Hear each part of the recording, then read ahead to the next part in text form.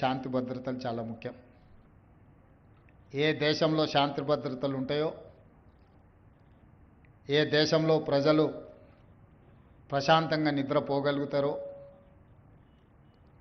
ఏ ప్రాంతంలో వ్యాపార సంస్థలు తమ సంస్థలలో ఉద్యోగస్తులకు రక్షణ కల్పించబడుతుందో ఆయా ప్రాంతాలు అభివృద్ధి పదం వైపు నడుస్తాయి.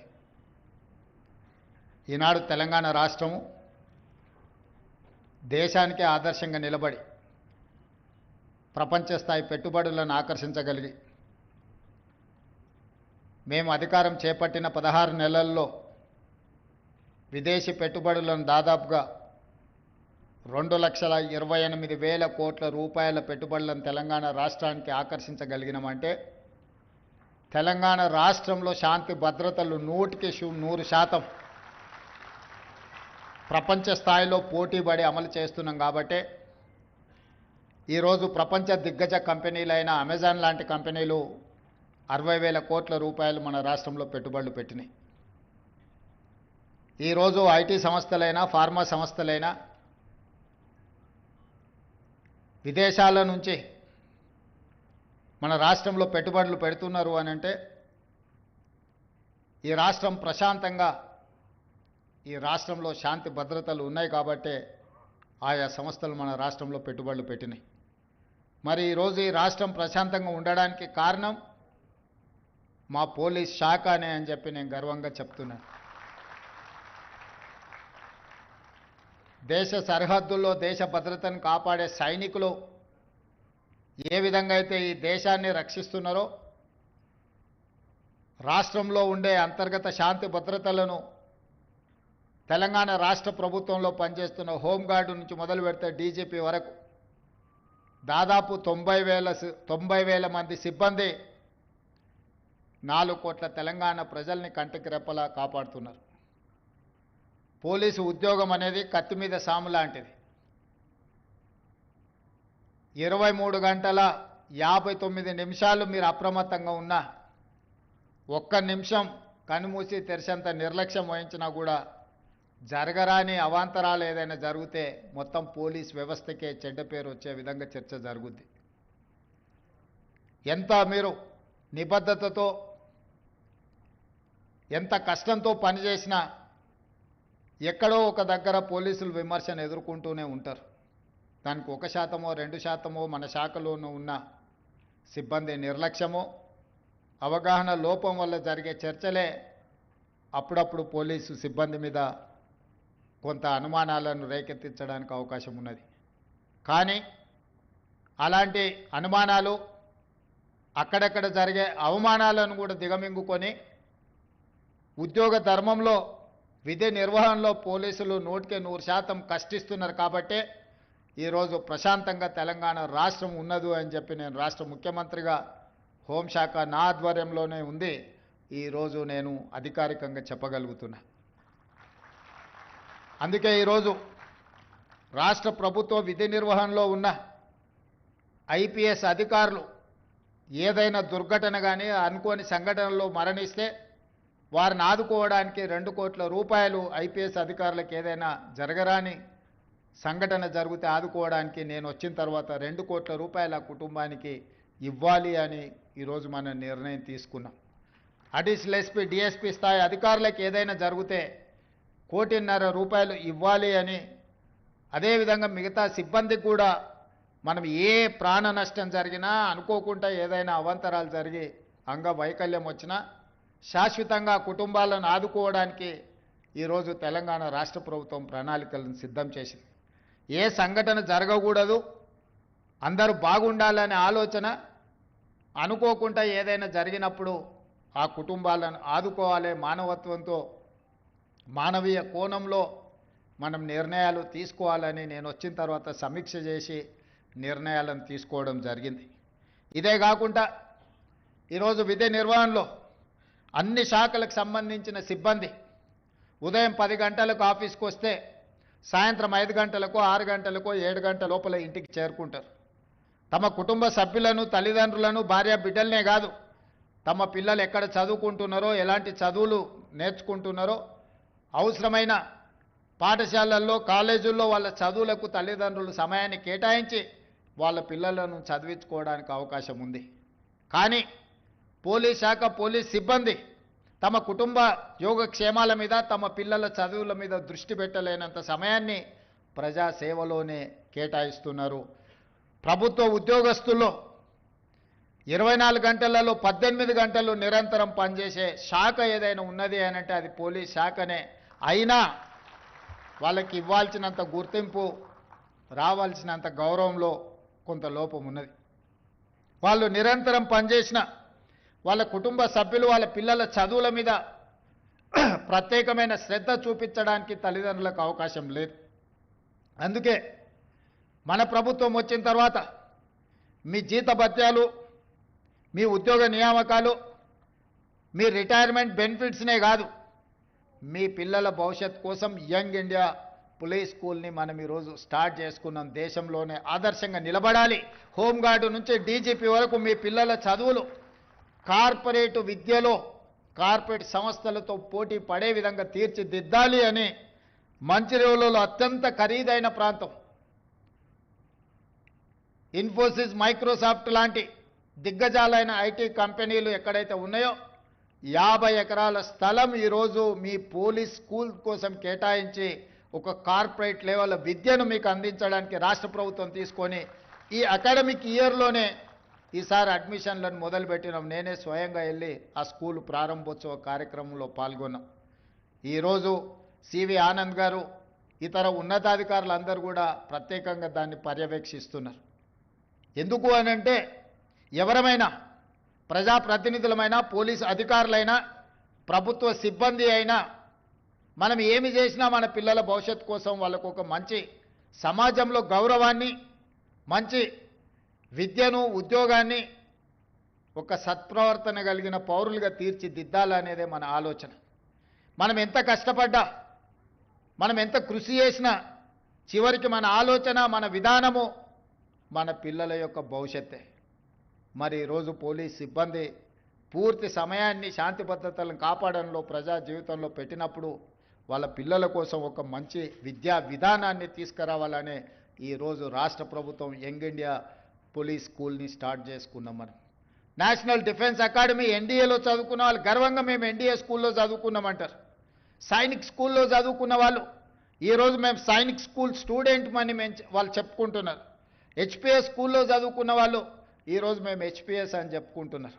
అందుకే ఈరోజు ఇక్కడ ఉన్న అధికారులను, పోలీస్ సిబ్బందిని నేను అడుగుతున్నా, ఎన్డీఏలో కానీ సైనిక్ స్కూల్లో కానీ హెచ్పిఎస్లో చదువుకున్న ఆ పిల్లలు గర్వంగా వాళ్ళ స్కూల్ పేరు చెప్పుకున్నప్పుడు మన పోలీస్ స్కూల్లో చదువుకున్న పిల్లలు ఎందుకు గర్వంగా మేము పోలీస్ స్కూల్ నుంచి వచ్చినామని చెప్పుకునే విధంగా, తలెత్తుకునే విధంగా ఈరోజు మనం తీర్చిదిద్దాలన్న ఆలోచనతోనే యంగ్ ఇండియా పోలీస్ స్కూల్ని మనం స్టార్ట్ చేసుకున్నాం. మీ పిల్లలందరినీ వీలైనంత మేరకు అక్కడ చదివించుకోండి. అవసరమైన అన్ని వసతులను ఇచ్చే బాధ్యత నాది. ఆ పిల్లలను ఉత్తమ పౌరులుగా తీర్చిదిద్ది ఈ సమాజంలో డాక్టర్లుగా, లాయర్లుగా, ఇంజనీర్లుగా, ఐఏఎస్లుగా, ఐపీఎస్లుగా, ప్రజాప్రతినిధులుగా, రాష్ట్రానికి నాయకత్వం వహించే నాయకులుగా పోలీస్ స్కూల్ నుంచి తీర్చిదిద్దాలనేదే నా ఆలోచన, నా విధానం. దీన్ని సద్వినియోగం చేసుకోవాల్సిందిగా హోంగార్డ్ నుంచి డీజీపీ వరకు పోలీస్ సిబ్బందికి అందరికీ నేను విజ్ఞప్తి చేస్తున్నా. అదేవిధంగా ఈరోజు మీరు ఆలోచన చేయండి, దేశంలోనే మనకు శాంతి భద్రతలు కాపాడడంలో నెంబర్ 1 ర్యాంక్ వచ్చింది. ఇన్ఫ్లేషన్, నిత్యావసర వస్తువుల ధరలను నియంత్రించడంలో దేశంలో మొట్టమొదటి ర్యాంక్ మనకు వచ్చింది. ఈరోజు సైబర్ క్రైమ్లో కొల్లగొడుతున్న సొమ్ముని రికవరీ చేయడంలోనే దేశంలో మనం నెంబర్ 1 వచ్చినాం. ఈరోజు ఎస్ఐబి కానీ, ఇంటెలిజెన్స్ కానీ ఎక్కడైనా రాష్ట్రంలో, ఏ దేశంలో, ఏ మూలలో ఏ తప్పిదం జరిగినా, ఏ దాడులు జరిగినా, తీవ్రవాదుల నేపథ్యంలో దాడులు జరిగినా మన పోలీసులు ఇచ్చే సమాచారమే ఈ దేశంలోని నేరగాళ్లను పట్టుకోవడానికి మనం ఉపయోగపడుతున్నాం. ఇదే కాదు, ఈరోజు ఇంతకుముందు భరత్ చెప్పినట్టుగా డ్రగ్స్ ఇది ఒక పెద్ద మహమ్మారిగా మారింది.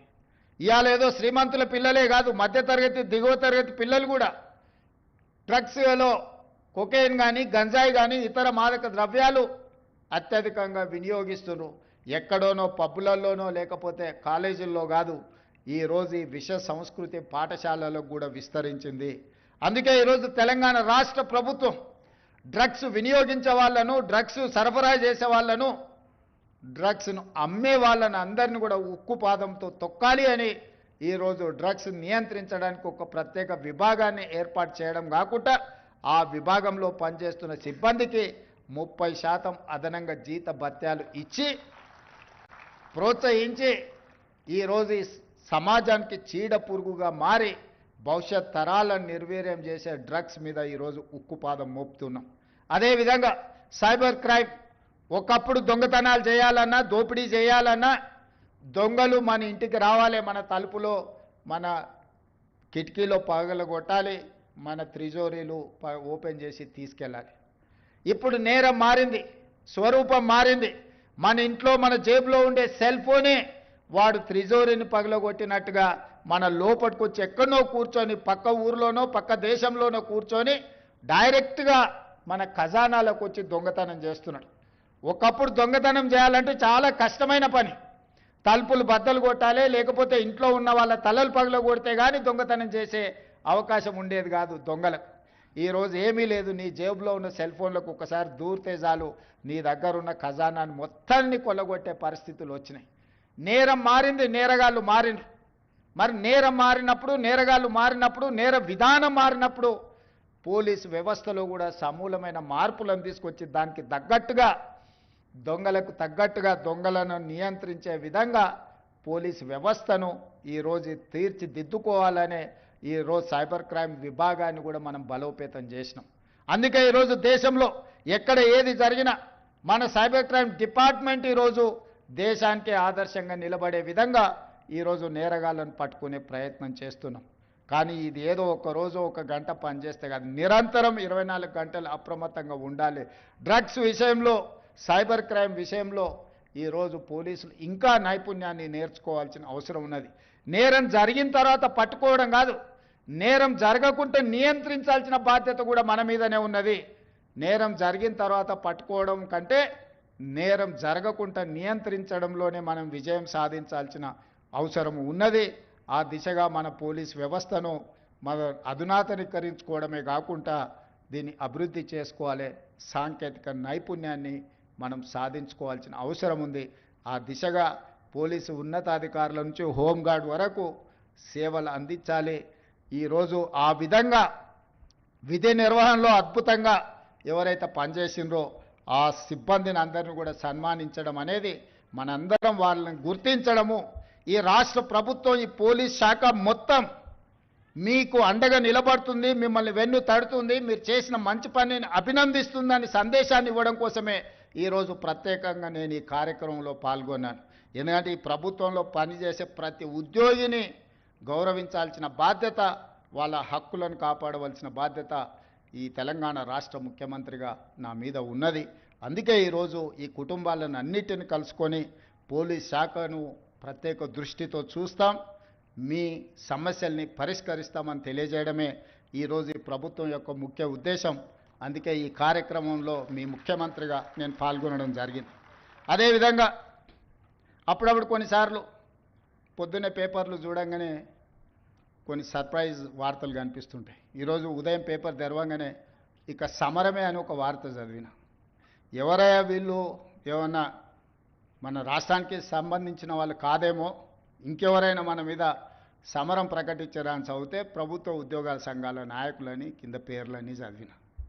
నేను దయచేసి ఉద్యోగ సంఘాల నాయకులకు విజ్ఞప్తి చేస్తున్నా, ఈ రాష్ట్రం మీది, ఈ ప్రభుత్వం మీది, మీరందరు కలిసి ఎన్నుకుంటేనే మేము అందరం ఇక్కడ ఉన్నాం. ఈరోజు ప్రజలు, ప్రభుత్వ ఉద్యోగస్తులు కావచ్చు, ప్రజాప్రతినిధులు కావచ్చు, మన అందరం కలిస్తే 2%, ప్రభుత్వంలో పనిచేసే ప్రతి ప్రభుత్వ ఉద్యోగి లెక్క కడితే 3.5 లక్షలు ఉంటారు దాదాపుగా. ఒక 3 లక్షల మంది కాంట్రాక్ట్ అవుట్సోర్సింగ్ ఉద్యోగస్తులు ఉంటారు. ఇంకొక 3 లక్షల మంది రిటైర్డ్ అయిన వాళ్ళు ఉంటారు. వీళ్ళు 9 లక్షలు దాదాపుగా ఈ సిబ్బంది ఉండే అవకాశం ఉంది. ఈ 9 లక్షల మంది 4 కోట్ల తెలంగాణ ప్రజల యొక్క సంక్షేమము, అభివృద్ధి, రాష్ట్రం యొక్క శాంతి భద్రతలను, పెట్టుబడులను అన్నిటిని కాపాడాలి. ఈ 3%, 2.5-3% ప్రజాప్రతినిధులు కావచ్చు, ప్రభుత్వ ఉద్యోగులు కావచ్చు, రిటైర్డ్ ఉద్యోగస్తులు కావచ్చు, కాంట్రాక్ట్ ఉద్యోగులు కావచ్చు, లేకపోతే అవుట్సోర్సింగ్ ఉద్యోగస్తులు కావచ్చు, వీళ్ళందరికీ జీత భత్యాలు ఇచ్చి ప్రభుత్వంలో పనిచేసే వాళ్లకు 35 సంవత్సరాలు, ప్రజాప్రతినిధులకు ప్రతి 5 సంవత్సరాలకు ఒకసారి ప్రభుత్వాలను ఎన్నుకునే విధం ప్రజలు మనకు అవకాశం ఇస్తారు. ఈరోజు మీరు ప్రకటించిన సమరం 98% ప్రజల మీదనా అని నేను అడగదలుచుకున్న ఉద్యోగ సంఘస్థులు. ఇవాళ ప్రతి ఉద్యోగి 10 సంవత్సరాలు తెలంగాణ రాష్ట్రంలో ఏనాడు మొదటి తారీఖు నాడు జీతాలు తీసుకోవాలి. ఇక్కడనే మీరున్నారు. మీరు ఒక్కసారి ఆలోచన చేయండి, గుండెల మీద చేయబెట్టుకొని.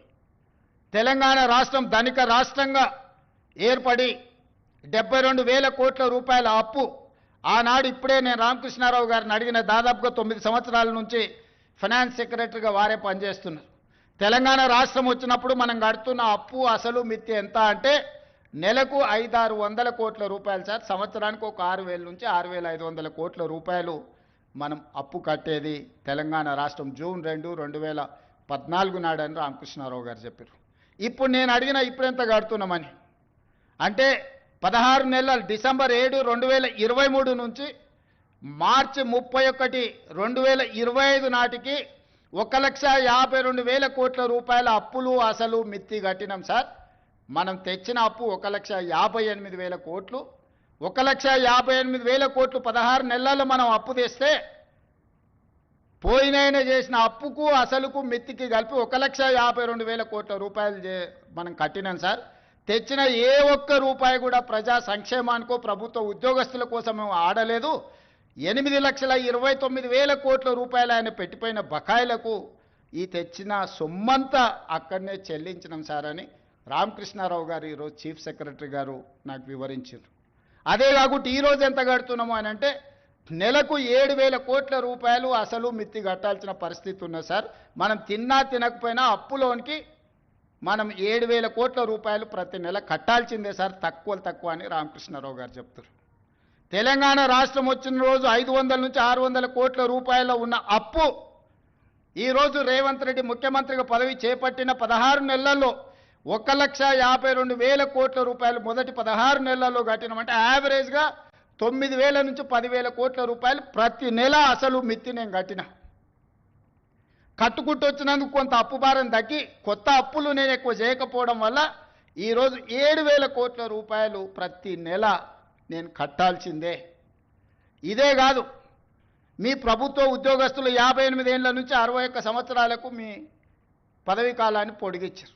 దాంట్లో మీరు అనుకున్నారు మీ పదవీ కాలాన్ని ఎక్కువ ఇచ్చిండ్రని. రిటైర్మెంట్ బెనిఫిట్స్ ఇవ్వాల్సి వస్తుందని 3 ఏళ్ళు పెంచండి. ఇప్పుడు ఈ మధ్యకాలంలో అత్యధికంగా రిటైర్ అయినరు వారు పోతా మీ రిటైర్మెంట్ బెనిఫిట్స్ను మీకు ఇవ్వకుండా బకాయి పెట్టింది ఎంత అంటే 8,500 కోట్ల రూపాయలు. ఈరోజు నెల మీకు జీతాలు ఇవ్వడం ఒక ఎత్తు అయితే రిటైర్డ్ ఉద్యోగస్తులకు 3 లక్షల మందికి పెన్షన్లు ఇవ్వడం రెండో ఎత్తు అయితే రిటైర్డ్ అయిపోయిన ఉద్యోగస్తులకు వాళ్ళ రిటైర్మెంట్ బెనిఫిట్స్ ఏవైతే ఉన్నాయో ప్రావిడెంట్ ఫండ్ కావచ్చు, ఇతర బెనిఫిట్స్ మీరు దాచుకున్న సొమ్మది ప్రభుత్వం కొంత కలిపి మీకు ఇవ్వాలి. దాదాపుగా 9,000 కోట్ల రూపాయలు బకాయిలు పెట్టిపోయింది. ఇవాళ రిటైర్డ్ ఉద్యోగస్తులు ధర్నా చేస్తున్నారు, లేకపోతే మా బెనిఫిట్స్ వస్తలేవని అంటున్నారని కొంతమంది ఏదైతే కొన్ని రాజకీయ పార్టీలు ఆరోపణ చేస్తున్నాయో అవన్నీ మీరు మాకు వారసత్వంగా ఇచ్చిపోయిన మొండి బకాయిలు. ఇవాళ వాటిని ఒక పక్కన క్రోడీకరిస్తూ క్రమబద్ధీకరిస్తూ ఈరోజు గతంలో ఉన్న సంక్షేమ పథకాలు ఏవైతున్నాయో పెన్షన్లు ఆపలేదు, రైతు భరోసా ఆపలేదు, షాదీ ముబారక్ ఆపలేదు, కళ్యాణ లక్ష్మి ఆపలేదు. ఇట్లా చెప్పుకుంటూ వెళ్తే గత ప్రభుత్వం ఇచ్చి సంక్షేమ పథకాలు ఏవైతే కొనసాగించిందో రైతుకి 24 గంటలు ఉచిత విద్యుత్ ఆపలేదు. అదనంగా నేను ఆడబిడ్డలకు ఆర్టీసీలో ఉచిత ప్రయాణం ఇచ్చిన, రైతులకు బోనస్ 500 రూపాయలు పంటకి ఇచ్చిన, 500 రూపాయలకే ఈరోజు నేను సిలిండర్ ఇస్తున్నా, ఫీజు రియంబర్స్మెంట్ ఫీజులు చెల్లించే ప్రయత్నం చేస్తున్నా. ఈరోజు ఇట్లా చెప్పుకుంటూ వెళ్తే ప్రతి 21,000 కోట్ల రూపాయలు సరిగ్గా 6 నెలలు తిరిగే లోపల 15 ఆగస్టు లోపల 25,55,364 మంది రైతులకు 20,617 కోట్ల రూపాయల రైతు రుణమాఫీ చేసి 2 లక్షల రూపాయల వరకు రైతు అప్పు ఉన్న అందరికీ అప్పు నుంచి విముక్తి కలిగించిన. ఆయన పెండింగ్ పెట్టిపోయిన రైతు బంధు 7,625 కోట్ల రూపాయలు వచ్చిన మొదటి 3 నెలల్లోనే నేను చెల్లించిన. అంటే ఈ 15-16 నెలల కేవలం రైతులకే 30,000 కోట్ల రూపాయల నగదు వాళ్ళ ఖాతాలకు బదిలీ చేసిన. ఉచిత కరెంట్ ఆపలేదు. ఇవాళ పేదోళ్ళ ఇళ్లకు 200 యూనిట్లు ఉచితంగా నేను కరెంట్ ఇస్తున్నా. మా ఆడబిడ్డలకు 500 రూపాయలకు సిలిండర్ ఇస్తున్నాం. మా ఆడబిడ్డలకు ఆర్టీసీలో ఉచితంగా బస్సు ప్రయాణం, అమ్మగారింటికి వెళ్ళాలన్నా అమ్మవారిని దర్శించుకోవాలన్నా ఈరోజు ఆర్టీసీకి 5,000 కోట్ల రూపాయలు కట్టి నష్టాలలో ఉన్న ఆర్టీసీని ఈరోజు లాభాల బాటలో నడిపించే ప్రయత్నం చేస్తున్నాం. వెళ్తూ వెళ్తూ రైతులకు ఉచిత కరెంట్ ఇచ్చినా అన్నాడు. విద్యుత్ శాఖకు దాదాపుగా ఈ ఉచిత కరెంటు పేరు మీద 1,000 కోట్ల రూపాయలు బకాయిలు పెట్టిపోయాడు. ఈ విద్యుత్ శాఖ కోసం సింగరేణిలో బొగ్గు కొన్నాడు. సింగరేణి వాళ్ళకు 1,000 కోట్ల రూపాయలు బాకీ పెట్టాడు. ప్రాజెక్టులు కట్టినా అన్నాడు. కాంట్రాక్టర్ల బిల్లులు 50,000 కోట్ల రూపాయలు బకాయి పెట్టిపోయాడు. ఇట్లా ఏడ కనిపిస్తే అక్కడ, ఎక్కడ దొరికితే అక్కడ, ఎంత మిత్తికి వస్తే అంత మిత్తికి ప్రభుత్వం ఇరిగేషన్ ప్రాజెక్టులు కడితే 4-5% మిత్తికి లోన్లు దొరుకుతాయి. 11% అప్పులు తీసుకొచ్చిండా. సొంతం కోసం చేస్తుండేనా? ఇవాళ 11%తోనే అప్పులు తేవడం అంటే ఇంతకంటే దుర్మార్గం ఎక్కడుండదు. మీ పోలీస్ స్టేషన్లలో వస్తాయి. పెద్ద పెద్ద కుటుంబాల పిల్లలు వ్యసనాలకు బానిసలై ఊరి మీద పడి అప్పులు చేసి ఆస్తులన్నీ అమ్మేస్తుంటారు. అట్లనే ఔటర్ రింగ్ రోడ్ అమ్మేసారు. ఆయన కష్టపడి కట్టిన 160 కిలోమీటర్ల ఔటర్ రింగ్ రోడ్డు 7,500 కోట్ల రూపాయలకి కొనుక్కో అమ్ముకొని పోయింది. గచ్చిబౌలి, మాదాపూర్, కొండాపూర్లు ఉన్న భూములన్నీ అమ్మేసిండు. ఒకప్పుడు గ్రామాలలో శ్రీమంతులు ఉంటే వాళ్ళ పిల్లలు సరైన ప్రయోజకులు కాకపోతే ఎట్లా ఏ విధంగా అయితే ఆస్తులన్నీ అమ్ముకొని ఖర్చు పెడతారో అట్లనే తెలంగాణ రాష్ట్రంలో కూడా 10 సంవత్సరాల పరిపాలన జరిగింది. నేను వచ్చిన తర్వాత ఒక గుంట భూమి కూడా ఈ రోజు వరకు అమ్మలే. ఇవాళ నేను చేసిన అప్పు మొత్తం పాత అప్పులు కట్టనికనే చేసిన. ఇప్పుడే కాదు, భవిష్యత్తులో కూడా ప్రతి నెల 10,000 కోట్ల రూపాయలు అప్పు చేస్తే 9,000 కోట్ల రూపాయల పైన ఆ పాత అప్పులకు అసలుకు మిత్తికే కట్టాలి అంటూ నువ్వు 5-6 లక్షల కోట్ల అప్పు చేసినట్టే ఉన్నావని. అసెంబ్లీలో అన్నాడు 1,52,000 కోట్ల రూపాయలు అప్పు చేసినావు నువ్వు అని. నేను లేచి లెక్క సరిదిద్దాను. 1,52,000 కోట్లు కాదు స్వామి, 1,58,000 కోట్లు అప్పు చేసిన. 1,52,000 కోట్లు నువ్వు చేసిన అప్పులకు తప్పులకు పాయమాలు కట్టినా అని చెప్పిన. మీరందరూ మా కుటుంబ సభ్యులు. ప్రభుత్వం అంటే నేను ఒక్కనే కాదు, మనందరం కలిస్తేనే ప్రభుత్వం. మనం పాలకులం కాదు, మనం సేవకులం. మీకు ఒక రెస్పాన్సిబిలిటీ ఉంది, నాకు ఇంకొక రెస్పాన్సిబిలిటీ ఉంది. Different designation. హోంగార్డ్కి ఎట్లా బాధ్యత ఉందో, కానిస్టేబుల్కి ఎట్లుందో, హెడ్ కానిస్టేబుల్కి ఎట్లుందో, ఎస్ఐకి ఎట్లుందో, సిఐకి ఎట్లుందో, డిఎస్పీకి ఎట్లుందో, ఎస్పీకి ఎట్లుందో, అప్ టు డీజీ ర్యాంక్ వరకు ఎట్లుందో, ఎలక్టెడ్ రిప్రజెంటేటివ్ పొలిటికల్ ఎగ్జిక్యూటివ్గా మాకు ఇంకొక బాధ్యత ఉంది. కానీ మనందరం కలిస్తేనే పంచాయతీరాజ్, రెవెన్యూ, ఆర్ఎండ్బి అన్ని శాఖలు కలిస్తే, పోలీస్ శాఖ కలిస్తేనే ప్రభుత్వం. మరి మీరందరూ ప్రభుత్వంలో భాగస్వాములు, ప్రజలకు జవాబుదారీగా ఉండాల్సిన వాళ్ళు, ప్రజల కష్టాలు ఉన్నప్పుడు ప్రజలను ఆదుకోవాల్సిన వాళ్ళు, ప్రభుత్వం ఆర్థిక ఇబ్బందులు ఉన్నప్పుడు సహకరించాల్సిన ఉద్యోగ సంఘాల నాయకులు ఈరోజు సమరం అని ప్రకటిస్తారు. ఎవరి మీద సమరం చేస్తారు?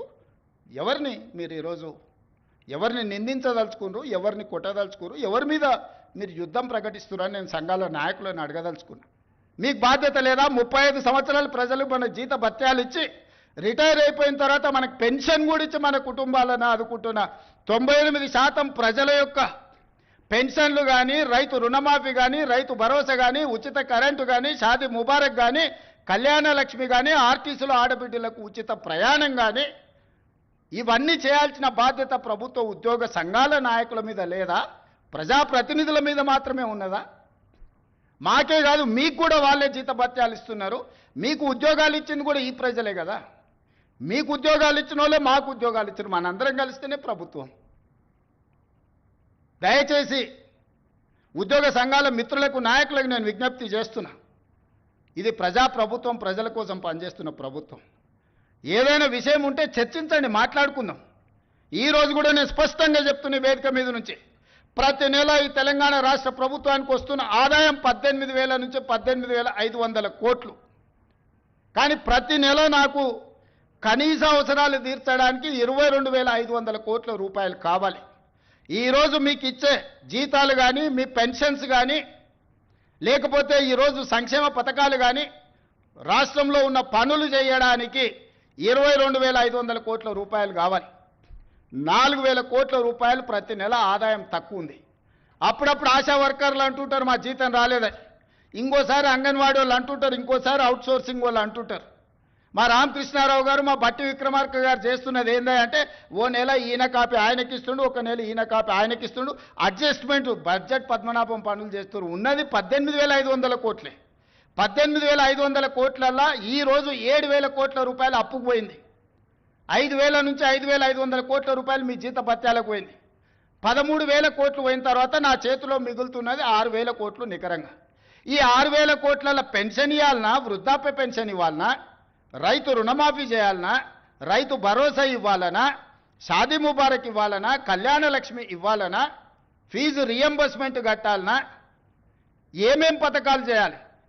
ఈ అన్ని పథకాలు చేయాలంటే నాకు 22,000 కోట్ల చిల్లర కావాలి.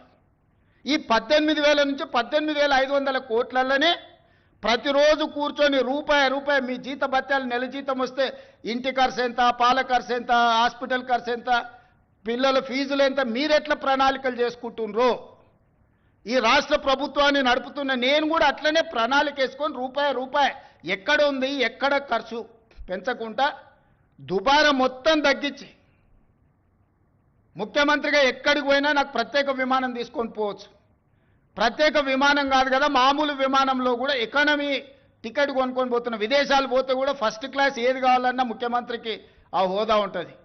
నేను ఆ టికెట్లు కూడా కొనుక్కోవడం లేదు, చాలా నార్మల్ సామాన్య ప్రయాణికులతో నేను ప్రయాణం చేస్తున్నా.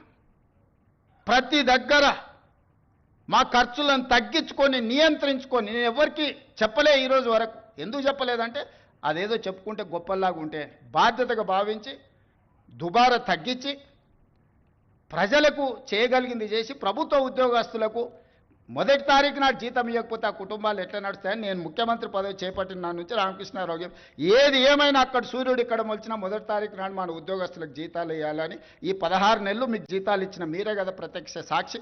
గతంలో మీకు ఏం కావాలన్నా విడతల వారిగా మీ జీతాలు వచ్చేది. మరి ఇవాళ మీకోసం పనిచేస్తున్నా, ప్రజల కోసం పనిచేస్తున్నా, మీరు వేరు, మీరు మేము అందరం కలిస్తేనే ప్రభుత్వం. నేను స్పష్టంగా ఉద్యోగ సంఘాల నాయకులకు చెప్పదలుచుకున్నా, మీరు వేరే మేము వేరే కాదు. మీరు మేము కలిసి 98% ప్రజలకు మంచి చేయడం కోసం మనం ఇక్కడ ఉన్నాము. మనం సమరం చేయడానికి ఇక్కడ లేం. ప్రజల మీద యుద్ధం చేసిన వాళ్ళు ఎవరు బాగుపడ్డోళ్ళు లేరు. ప్రజలు ఊరుకుంటారా? ప్రజల మీద యుద్ధం చేస్తే ఎవరి మీద యుద్ధం చేస్తారు? ఈ 9 లక్షల మంది ప్రభుత్వ ఉద్యోగులు అందరూ కలిస్తే మీరు మేము అందరం కలిస్తేనే ప్రభుత్వం. మనందరం కలిసి పనిచేస్తేనే పేదలకు మేలు జరుగుద్ది. రాజకీయ నాయకులు రాజకీయ పార్టీల చేతుల్లో పావులుగా మారకండి అని చెప్పి నేను ప్రభుత్వ ఉద్యోగ సంఘాల నాయకులకు విజ్ఞప్తి చేస్తున్నా. రాజకీయ నాయకులకు ఉంటుంది ప్రభుత్వాన్ని అస్థిరపరచాలని, ఈ ప్రభుత్వాన్ని బద్నాం చేయాలి, ఈ ప్రభుత్వం సాఫీగా నడవద్దని కొన్ని రాజకీయ పార్టీలకు ఆ నాయకులకు ఉంటుంది. మీరు వాళ్ళ ఉచ్చులో పడి వాళ్ళ చేతుల పావులుగా మారి వాళ్ళ చేతిలో చురకత్తులుగా మారి ప్రజల గుండెల్లో కూర్చాలనే ప్రయత్నం చేస్తే అది గాయమవుతుంది తప్ప దానివల్ల ఏం లాభం లేదు. నన్ను కోసినా కూడా 18,500 కోట్ల రూపాయల కంటే ఎక్కువ ఆదాయం లేదు. ఏం చేస్తారా నన్ను చెప్పురు ఉద్యోగ సంఘాల నాయకులను అడుగుతున్నా, ఏం చేస్తారు? నన్ను కోసుకుంటే తింటారా? వండుకొని తింటారా? ఏం చేస్తారు?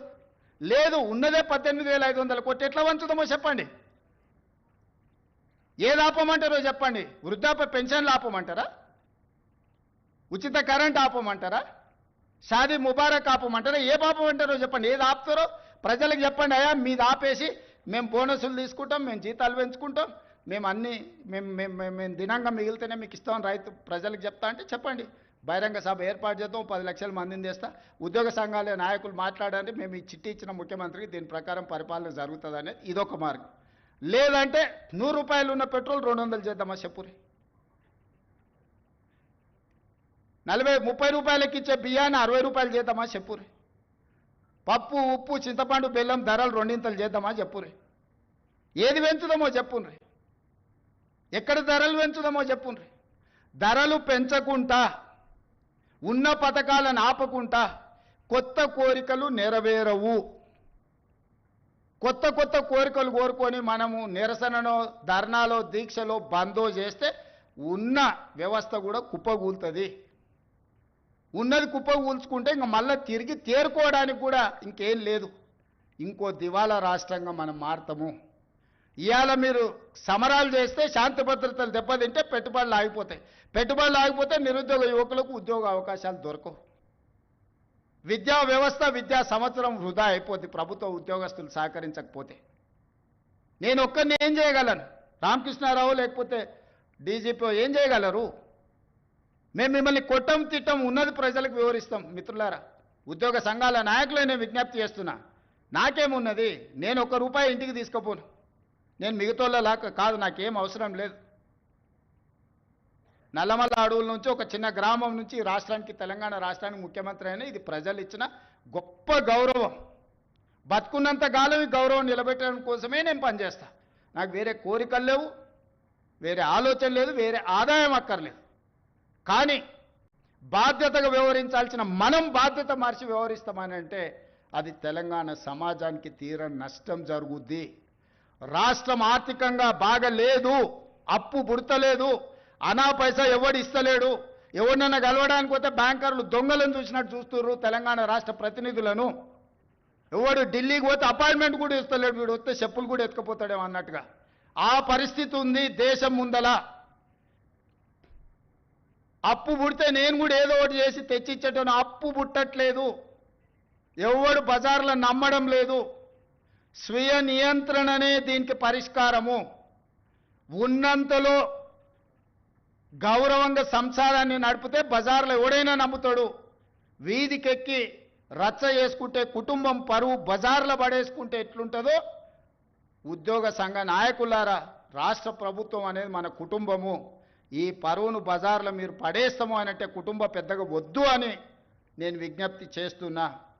దయచేసి విషయాన్ని అర్థం చేసుకోండి.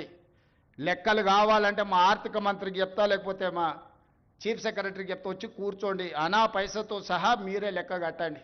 నేను చెప్తున్న దానికంటే ₹1 ఆదాయం ఎక్కువన్నా మీకే పంచిపెడతా. కాంట్రాక్టర్లకు బిల్లులు ఇవ్వాలంటే ఇంకొక 7,000 కోట్లు కావాలి. నేను చెప్పేది అన్ని నిత్యావసర అత్యవసరానికే 22,000 కోట్లు. దాంట్లోనే 4,000 కోట్ల తుట్టుంది. ఇక ఆయన పెట్టిపోయిన 50,000 కోట్ల రూపాయల కాంట్రాక్టర్లకు పాత బకాయిలు ఇవ్వాలంటే నెలకి 7,000 కోట్లు కావాలి.